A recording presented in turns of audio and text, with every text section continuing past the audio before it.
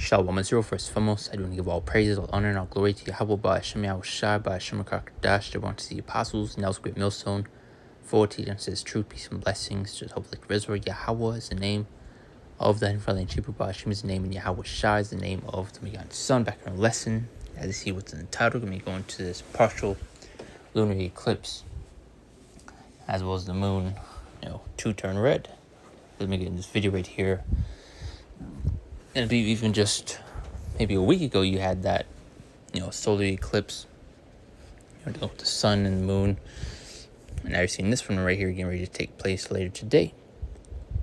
And guess what? It's not a coincidence. It's not to be glossed over. These signs that you are seeing have significance. They have meaning. But, plays real quick, get a couple scriptures. Should be too long, just quick hit. The moon is about to turn red all across America tomorrow night, and you need to make sure that you do not forget. The eclipse is going to be happening tomorrow night on Thursday, August the 27th, and it's going to peak at 12:12 a.m. Eastern, 11:12 Central, and 9:12 p.m. on the West Coast. If you don't already know this, it goes that color because the only sunlight that's going to be reaching it has to bend through our atmosphere first, so we're going to be looking at every single sunrise and every single sunset on Earth all at once. Guys, if you want to make sure that you do not miss it and you're able to actually see it tomorrow, I'm obviously going to be using all of my telescopes that are behind me, and I'm also going to remind you one last time. So obviously make sure you go ahead and follow me now if you don't want to forget, and you do not need any special glasses or any... But you get the point. Just want to get that right there, dealing with this eclipse. See getting ready to take place. This is Acts 2:19-20. That's where they're going to tie it into prophecy. These end time signs, things we would see, things that would take place and play out before Lady Yahushai will return. This is should further go to show the type of times that we are in. Because people will see these things and they think nothing of it. Just another day. But this is taking place right after we just pretty much already had one. I believe a solar eclipse around a week or two ago. Acts 2:19-20 says, "And I will show wonders in heaven above and signs in the earth beneath, blood and fire and vapor of smoke." So deal with that point, deal with these signs within the heavens. Verse 20, which is the main point. "The sun should be turned into darkness and the moon into blood before the great and notable day of the Lord come." So these are things that we would see, things that would take place and play out before the Yahushua will return. And we are seeing these signs. As well as you can look around you, dealing with all these other things that are unfolding and taking place. These judgments the Lord is bringing out via these plagues, these pestilences, these storms, and all these things, especially dealing with that Paul situation, which I may let's dive into. Excuse me. And how devastating and horrifying that was. That looks like it was something you would see out of a movie. But that was real life right there, man. And that was some scary stuff. So I made the point I listened is to fear Yahweh B'Shem El-Shah. Okay, Lord does not play. Luke 21:11, it says, "And great earthquakes shall be in diverse places, and famines and pestilences and fearful sights, and great signs shall there be from heaven." This is exactly what we're seeing. Just jump straight to the point. There be strange and terrifying things coming from the sky. You're especially seeing chariot sightings, which I actually was thinking of making a lesson dealing with the chariots, but then I came across this, so I thought I'd make a lesson dealing with this first. Those will all speak on the chariots in the lesson.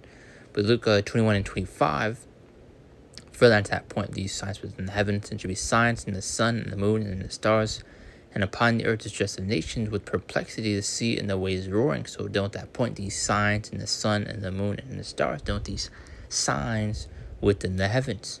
These chariots are also included within that, as we also just read in the previous scriptures, seeing terrifying things coming from the sky.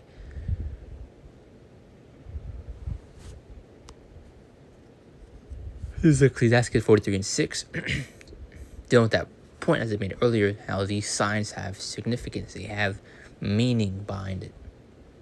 I made that point. You have people that will come to see these signs and they'll shrug their shoulders and go on about their day, thinking it has no meaning. That's just a phase.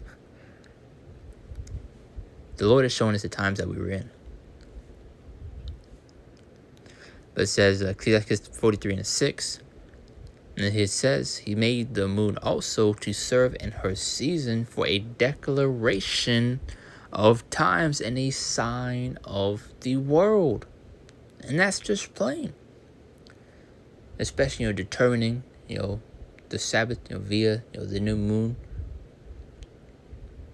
You have like others like camps are pushing that, it doesn't matter, it's always, Friday, Saturday, this and that, and it's determined via the new moon. It's Habakkuk 2 and 3. And it says, for the vision as yet for an appointed time, but the end shall speak and not lie. They would tarry, wait for it, because it surely come, it will not tarry, meaning it will not delay. And we are in these appointed times as written and as spoken of within the scriptures. So those that are going to continue to lollygag, play around, not take KT's warning, going to mock and scoff, hey, Lord has something for you. This is 2 Ezra 1 says, he answered me then and said, measure thou the time diligently in itself, and without see signs past, which told thee before, but to deal with that main point. He answered me then and said, measure thou the time diligently in itself. And how do we measure the times that we're in these signs, these prophecies, and we are nearing the end of this place? It's evident, it is clear that we're at the end of this place as we are seeing the signs, the prophecies of it. But that's it right there. Just a quick hit. I want to make a lesson deal with that because you already see that take place later today. And I just want to push that point across, the significance behind it. As we got in Ecclesiastes, the moon being made for a declaration of times, a sign of the world. So that's it right there. Lord will bless us, edify, and close out, give all praise, all honor, and all glory to Yahweh, Ba'ashem, Shai, Ba'ashem, Kakadash, and Shalom. See you next one, Lord's will.